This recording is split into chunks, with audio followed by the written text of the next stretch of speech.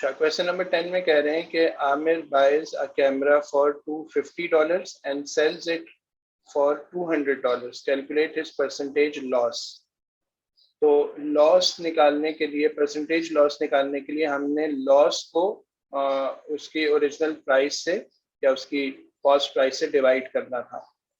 सही है। अच्छा, अब देखें यहाँ पर ना बस ये हो जाता कि हमें चूंकि लॉस ही निकालना है ना, तो वैसे तो 200 माइनस 250 से ही लॉस आना चाहिए, लेकिन जब हमने लॉस कह दिया है उसको बाय वर्ड, उसका मतलब है कि पॉजिटिव आंसर भी लॉस ही समझा जाएगा। तो ये 50 अपॉन हो जाएगा 250, ठीक है, मल्टीप्लाइड बाय 100। सही है। तो उससे आपके पास आंसर आ जाएगा 20%। तो 20% लॉस पे उसने कैमरा सेल कर दिया। नेक्स्ट है, Meera invest some money at rate of 2% per year simple interest. How many years does it take for her investment to double in value. अच्छा, अब देखें उसने कितनी अमाउंट इन्वेस्ट की है। तो हम ये करते हैं कि फिलहाल हम सपोज कर लेते हैं कि लेट प्रिंसिपल जो उसने इन्वेस्ट किया है ना वो एक्स है। वैसे तो हम सिंपल पी भी रख सकते हैं। अच्छा, रेट कितना है? रेट है 2%। और नंबर ऑफ ईयर्स वो हमें नहीं पता। अच्छा, अब हमें फॉर्मूला पता है सिंपल इंटरेस्ट का, क्या होता है? I is equal to P R T upon 100। ठीक है। अच्छा, अब आपके पास इंटरेस्ट इतना होना चाहिए जितना आपके पास प्रिंसिपल अमाउंट था, ताकि आपकी जो अमाउंट है ना वो डबल हो जाए। मिसाल के तौर पर एक आदमी ने 100 रुपये इन्वेस्ट किए। अब आपसे पूछा जा रहा है कि कितने साल में उसकी अमाउंट डबल हो जाएगी। तो जाहिर है जब डबल होगी तो 200 हो जाएगी। 100 तो उसने इन्वेस्ट किए थे, बाकी का 100 क्या होगा? बाकी का 100 उसका इंटरेस्ट होगा। ऐसा ही है ना? तो अब मीरा ने जितनी भी अमाउंट इन्वेस्ट की, जिसको हमने एक्स सपोज किया, अगर वो 2x होनी है, डबल होनी है, तो इसका मतलब है कि जितनी उसकी इन्वेस्टमेंट है ना उतना ही इंटरेस्ट उसको मिलना चाहिए। तो अब देखिए मैं क्या करूंगा, मैं इंटरेस्ट की जगह x रख दूंगा।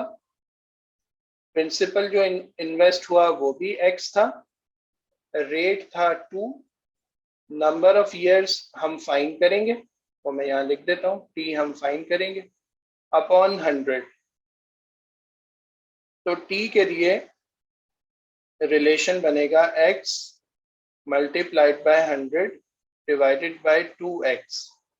तो आपके पास आंसर आ गया 50। इसका मतलब है कि 50 ईयर्स के बाद इस रेट पर जो कुछ उसने इन्वेस्ट किया वो उसका डबल हो जाएगा।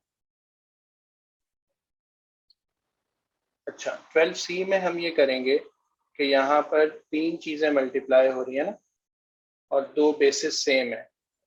तो मैं 4 को एक तरफ कर देता हूँ, y raise to 1/2 multiplied by y raise to 1/4।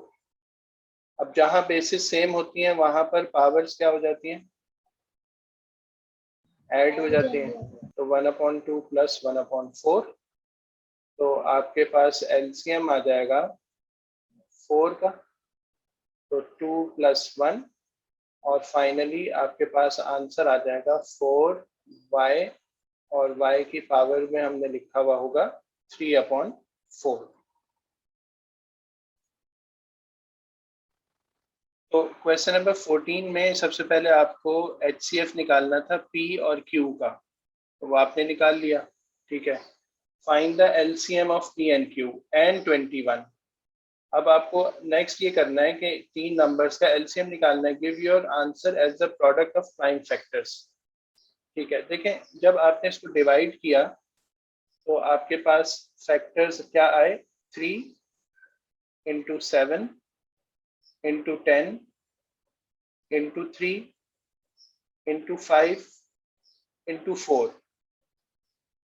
अच्छा, याद रखें जब आपको ये स्टेटमेंट दी जाए ना कि आपने answer product of prime factors में देना है, तो आपने डिवीजन इस तरह करनी होती है कि आप छोटे से छोटा नंबर लेकर डिवाइड करते हैं।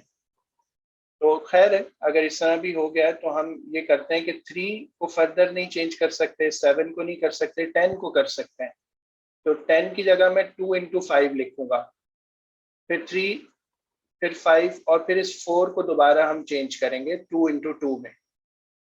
सही है, यानी जो पहले से प्राइम थे वो एज इट इज कॉपी हो गए, जिनको मजीद प्राइम फैक्टर्स बनाया जा सकता था, आंसर में जो फैक्टर्स आ रहे थे वो मैंने चेंज कर दिए। अब उसके बाद आपको ये करना है कि आपके पास एक फैक्टर 2 आया, एक 3 आया, 5 और 7, ये आपके प्राइम फैक्टर्स हैं।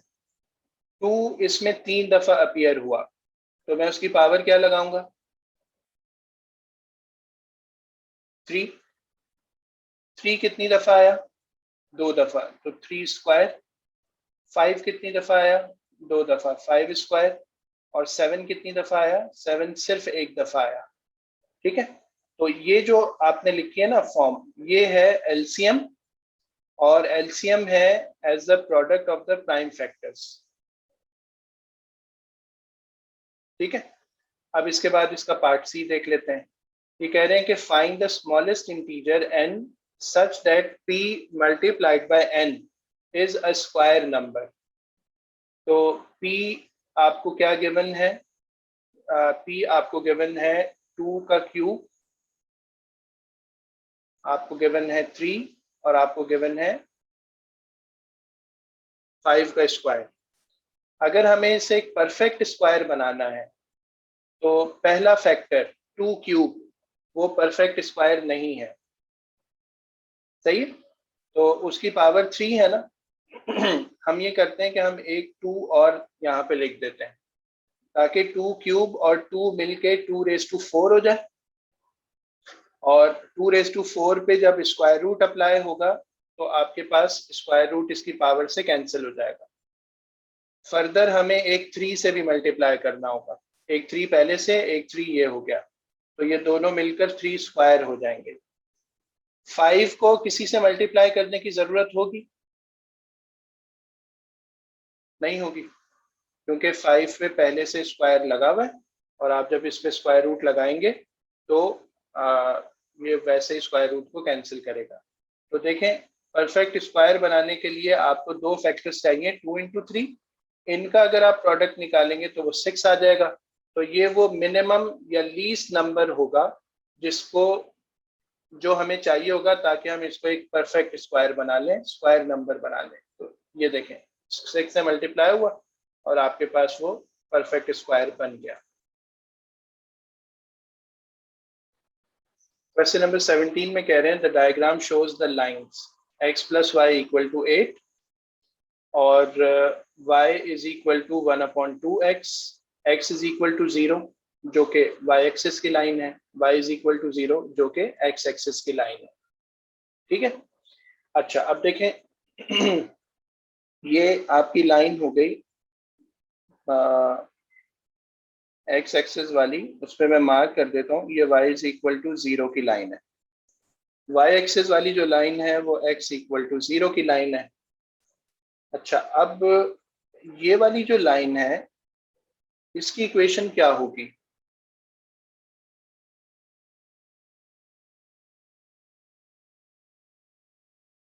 अगर मैं कहूं कि इसकी इक्वेशन है y is equal to 1/2x, तो आपको ये बात समझ में आ रही है कि इसकी इक्वेशन क्यों होगी?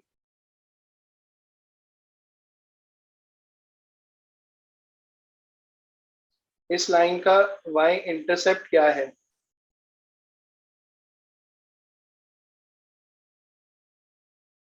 0 है।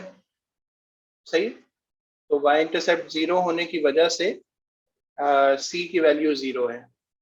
सही, अच्छा अब जरा ये देख लें, ये वाली जो लाइन है, अब जाहिर है जो इक्वेशन बची है वो इसी की होगी। यानी x plus y is equal to 8, ये इसकी इक्वेशन है। तो गिवन डायग्राम में हमने जो लाइंस हमें गिवन है उनको हमने इक्वेशंस के हिसाब से मार्क कर दिया। अब करना क्या है कि कह रहे हैं the regions between the lines are labelled with letters. ठीक है, right down the label of region which is defined by these three inequalities. x plus y is less than 8. x plus y equal to 8 आपको नजर आ रहा है? Less than 8 कौन सा reason होगा? लाइन के नीचे होगा या लाइन के ऊपर होगा?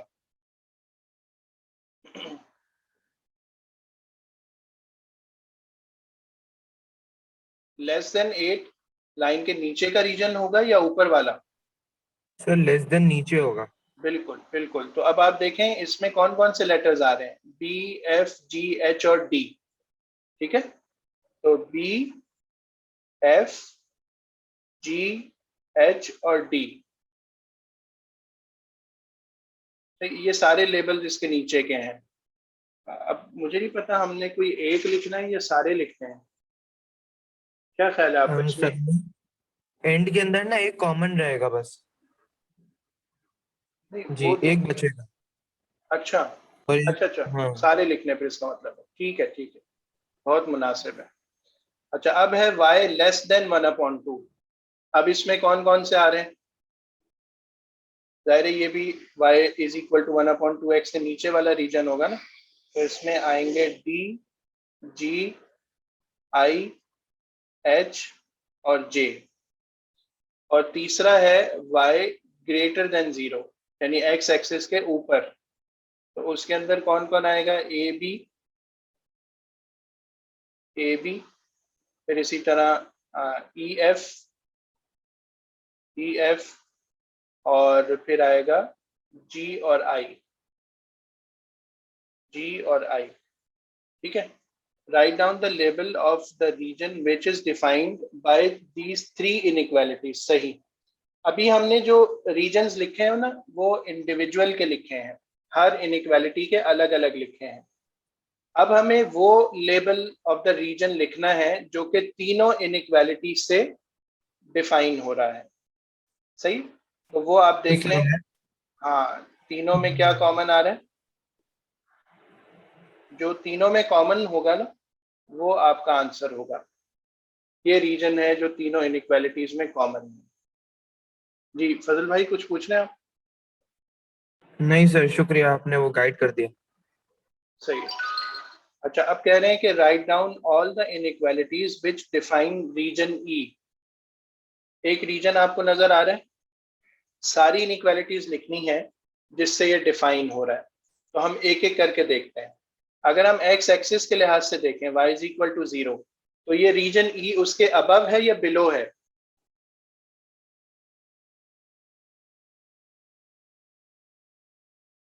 एक्स एक्सिस के ऊपर है ना रीजन ई।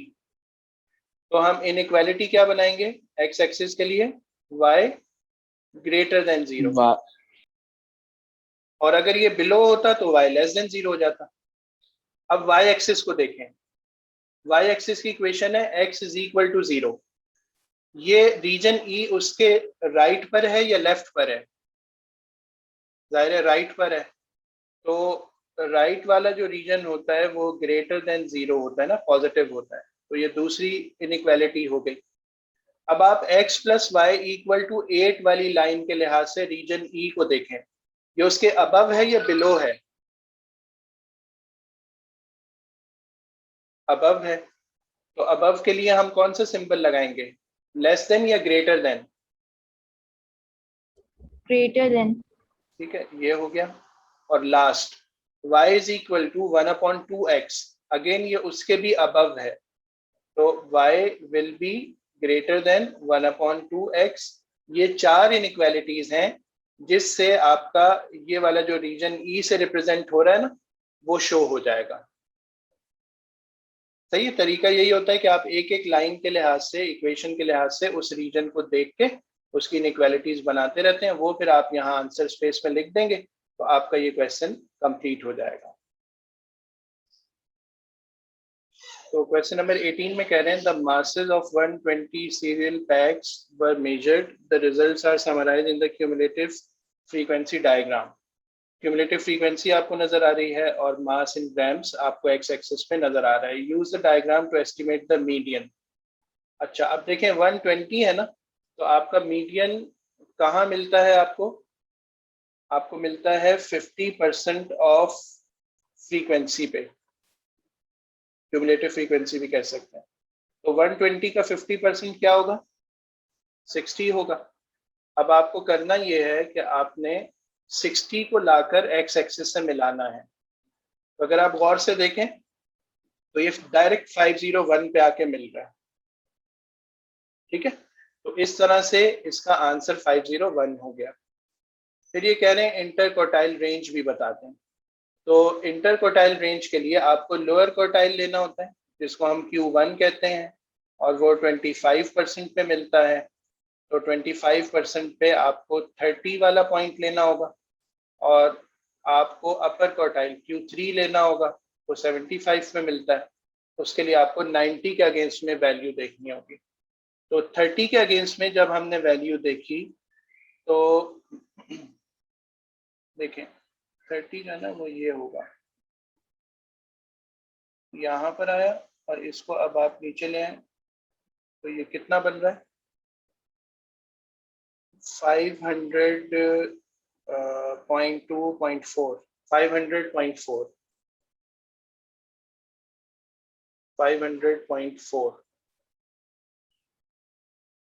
ठीक है, मैं यहीं पे लिख देता हूँ. लोअर क्वार्टाइल है 500.4. अच्छा, अब अपर क्वार्टाइल देख लेते हैं 90 पर. 90 के लिए लाइन यहाँ से आएगी, ये आ गई, इसने मैच किया और इसको हम नीचे लेकर आएंगे तो ये एग्जैक्टली देखें किस पे आके मैच हो रही है?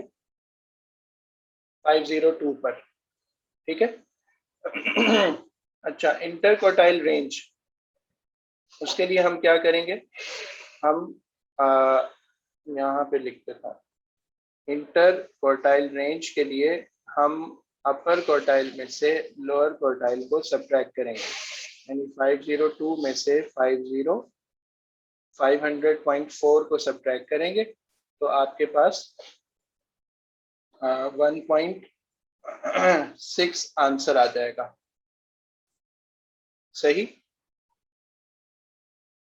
तो ये हो गया इंटर क्वार्टाइल रेंज का सोल्यूशन. अच्छा, the measuring scales use were faulty. The measured mass were all 0.8 grams more than the actual mass. Write down the median and the interquartile range of the actual masses. तो बस आप ये करें कि median मास में 0.8 add कर दें. Median 501 आया था, नहीं सॉरी, जो मेजर हुए थे वो 0.8 ज्यादा थे तो सब्ट्रैक्ट करना पड़ेगा. सही है. तो मीडियन के लिए हम 501 में से 0.8 सब्ट्रैक्ट करेंगे तो आपके पास 500.8 आंसर आ जाएगा. और इंटर क्वार्टाइल रेंज उस पर कोई फर्क नहीं पड़ेगा, वो अभी भी 1.6 ही रहेगी. रीजन क्या है? आपका लोअर क्वार्टाइल क्या आया था? 500.2. उसमें से आप 0.8 सब्ट्रैक्ट कर दें तो आपके पास 499 पॉइंट आ जाएगा 4. ठीक है. अच्छा, आपका अपर क्वार्टाइल कितना आया था? वो था 502. 502 में से आप 0.8 सब्ट्रैक्ट कर दें तो 501.2 आ गया. अब अगर आप इंटर क्वार्टाइल रेंज निकालें तो आप 501.2 में से 499.4 को सब्ट्रैक्ट करें तो आंसर अभी भी 1.8 ही आएगा.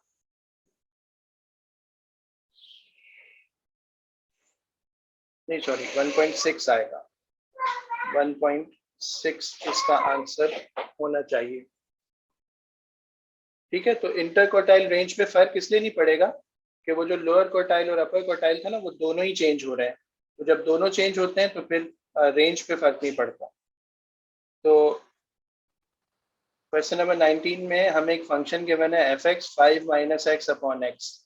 आपको f ऑफ 1/2 की वैल्यू फाइंड करनी है। आपने फंक्शन दिया और उसमें जहां x आ रहा था वहां पे 1/2 या 0.5 आप पुट कर दें, तो आपके पास सिंप्लीफाई होके आंसर 9 आ गया।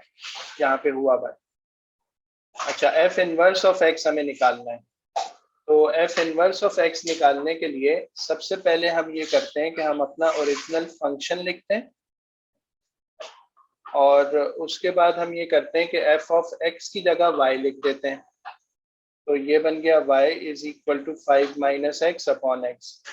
तीसरा काम हम ये करते हैं कि x और y की प्लेसेस इंटरचेंज कर देते हैं। तो जहां y लिखा था वहां x लिख देते हैं, जहां x लिखा हुआ था वहां पे y लिख देते हैं। अब उसके बाद हमने y को सब्जेक्ट बनाना है। तो यहाँ से देख लें, y को पहले वहां मूव किया, x से मल्टीप्लाई हुआ, फिर इस y को दूसरी साइड पे मूव किया, वहां जाकर उसमें ऐड हो गया। अच्छा, y को कॉमन निकाल लिया और फिर x प्लस 1 को यहाँ मूव किया, तो y is equal to 5 upon x plus 1 आ गया। इसी को हम f इनवर्स ऑफ x भी लिख सकते हैं, 5 अपॉन एक्स प्लस 1। ये आपका फाइनल सोल्यूशन हो गया इनवर्स के लिए।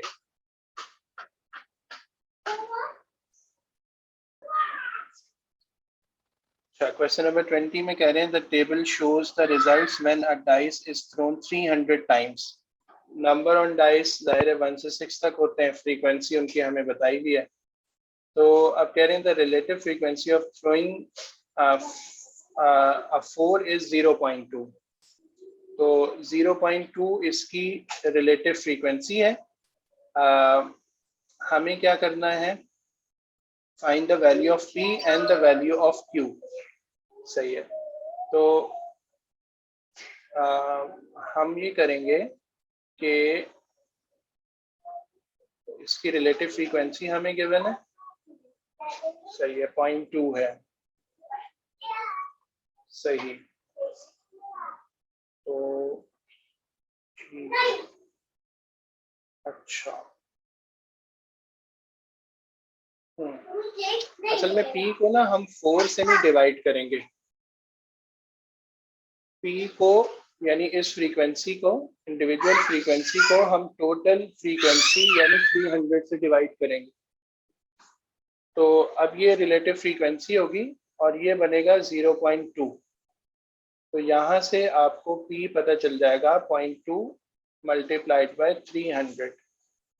तो आपके पास आंसर इसका आ रहा होगा सर 60। ठीक है, ये आपका हो गया 60 p की वैल्यू।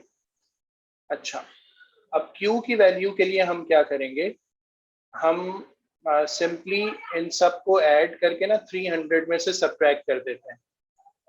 यानी 300 minus 55 plus 42 plus 45 plus 60 plus 50, इन सबको ऐड किया, 300 में से सब्ट्रैक्ट किया, तो जो बाकी बचेगा वो फ्रीक्वेंसी Q के इक्वल होगी और वो Q का आंसर होगा। तो 100 और 110 सर 58 है शायद।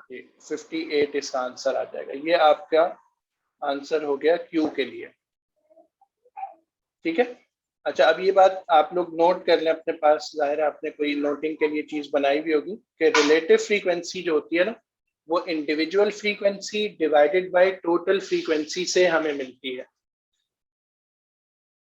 ठीक है, relative frequency individual frequency divided by total frequency से हमें पता चलती है।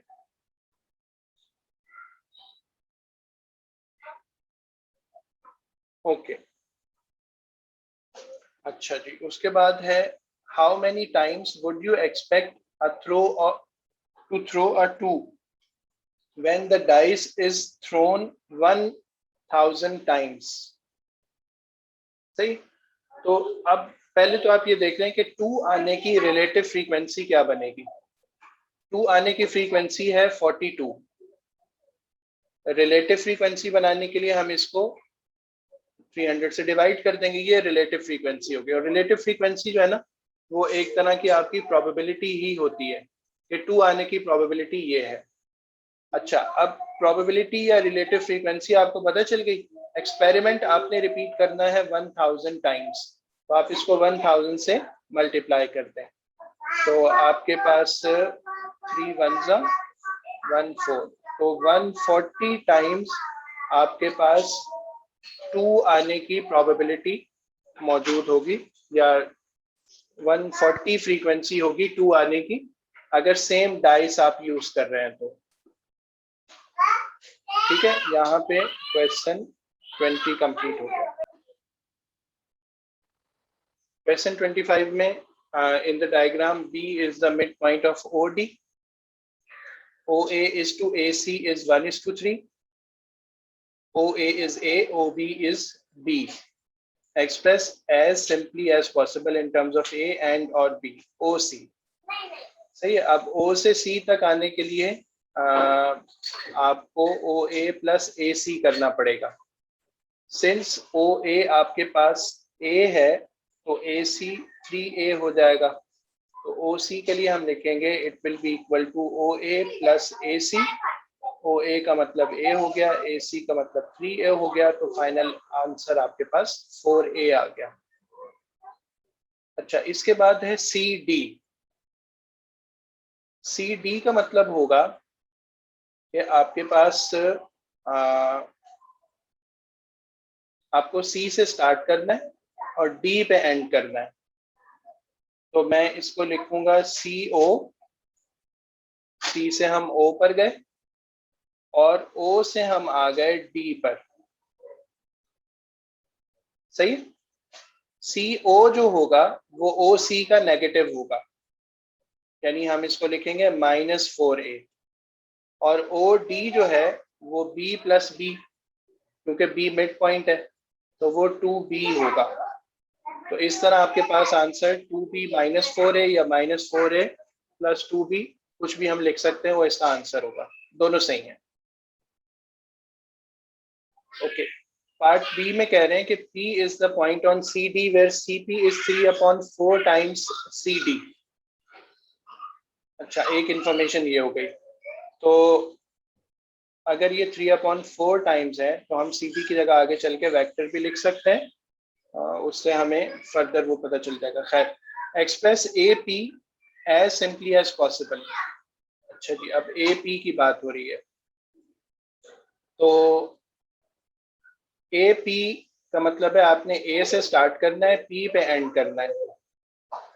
अच्छा, अब AP को हम क्या लिखेंगे, यही कर देता हूँ फिगर के पास ही। देखें, AP को हम लिखेंगे AC प्लस C से P तक। AC का मतलब होगा 3A और CP का मतलब होगा 4/3 times CD। 3A plus 4/3 times CD। CD का आंसर क्या आया था, 2B -4A, तो वो मैं यहाँ लिख देता हूँ। अच्छा, अब आप मल्टीप्लाई कर लें और एस वगैरह कैल्शियम कर लें, तो आपके पास 3A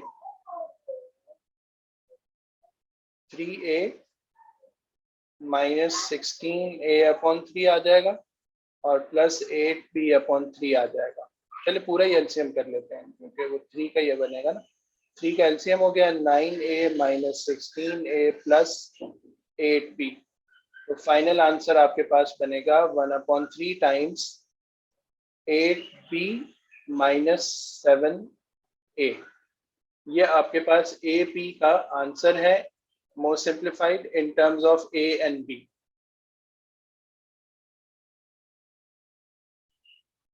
ओके, अब AP का रेशो BD के साथ हमें निकालना है। BD कितना है, वो B है, और AP अभी हमने फाइंड कर लिया, तो हम लिखेंगे 1/3 is to 8B माइनस कितना था 7A, और BD था B। तो अब इसको अगर हम उससे डिवाइड कर देंगे तो ये हो जाएगा 1/3B टाइम्स 8B -7A। अब अगर आप मल्टीप्लाई करना चाह रहे हैं तो मल्टीप्लाई कर दें, तो ये बन जाएगा 8/3 माइनस 7/3 टाइम्स A/B, यूं हो जाएगा। नहीं, बल्कि आंसर हमें सिंपल रेशो में ही देना है ना, तो रेशो में तो आंसर इसी तरह हो जाएगा। ये हम कर सकते हैं कि हम फ्रैक्शन को ख़त्म कर दें, तो दोनों को हम 3 से मल्टीप्लाई कर लेते हैं और 3 से मल्टीप्लाई होकर यहाँ 8B minus 7A is to 3B, ये बन जाएगा 3 से अगर दोनों को मल्टीप्लाई कर दें। तो आपके पास फाइनल आंसर है 8B minus 7A is to 3B। मेरे ख्याल में यही इसका आंसर होना चाहिए। अगर मार्क स्कीम वगैरह में देख लें। सर 8B को उधर नहीं लेके जा सकते हम लोग? नहीं नहीं, वो डिवीजन का साइन है, इक्वल थोड़ी है, एक साइड से दूसरी साइड पे ले जाए। वो रेशो है ना, रेशो का मतलब डिवीजन। सही है सर। तो अभी हम कौन सा क्वेश्चन कर रहे हैं? 25 का, ठीक है। तो 25 का आंसर इन्होंने 3:2 लिखा हुआ है। बी का सेकंड पार्ट लिखा है 3:2। अच्छा, इससे पिछला आंसर भी सही नहीं आया, वो आएगा 3/2B, उसमें भी कुछ मिस्टेक है।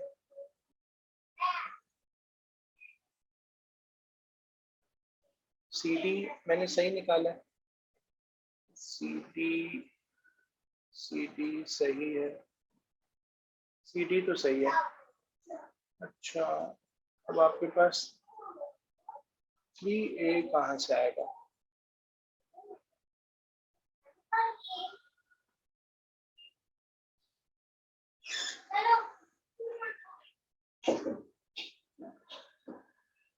AP, A से हम आए। अच्छा, एक मिनट वहां से देख लेते हैं। AP का मतलब है A से C तक, 3A सही है, और C से P तक। तो इन्होंने लिखा है कि CP इज 3/4 टाइम। अच्छा, देखे ना, आप लोगों ने बताया ही नहीं, मैंने 3/4 के बजाय उसको 4/3 पुट किया हुआ। तो ये तो 3/4 है। तो आपके पास अब ये थोड़ी सी ना चेंजिंग्स होंगी यहाँ पर। 3/4 और ये बन जाएगा यहाँ पर A का जो आंसर बनेगा वो माइनस 12/4 होगा। 4 से 4 कैंसिल हो जाएगा, तो सिंपली -3A बचेगा, और 3 2 6, तो ये 3/2B बचेगा। तो इसका जो फाइनल आंसर बनेगा वो पूरी सिंप्लीफिकेशन के बाद वो सिंपली होगा 3/2B। ठीक है, ये आंसर हो गया इसका AP का।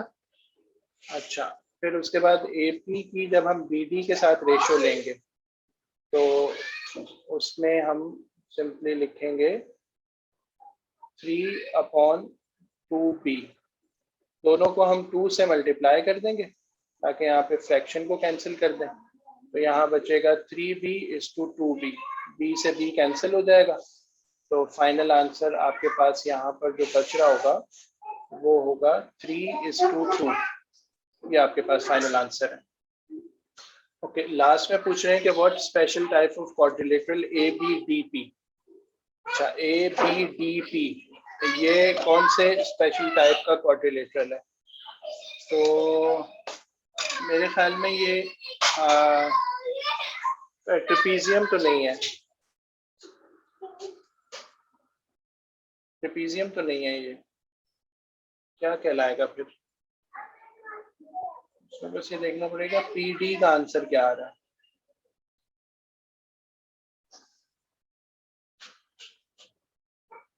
PD का आंसर क्या आ रहा है? PD is CD minus CP। तो अगर हम CD में से CP को सब्ट्रैक्ट कर दें C P plus P D, हाँ ठीक है। तो सी डी आपके पास कितना आ रहा था? सी डी का आंसर था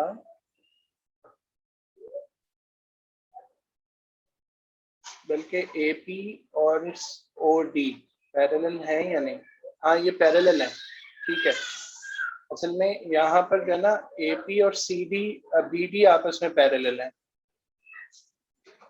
किस तरह पैरेलल है? क्योंकि देखें ये जो ओ डी है ना, इसका आंसर है 2b, यानी पूरा आंसर सिंपल बी की फॉर्म में है, और ए पी का भी जो आंसर आया है वो पूरे का पूरा सिंपल बी की फॉर्म में आया है।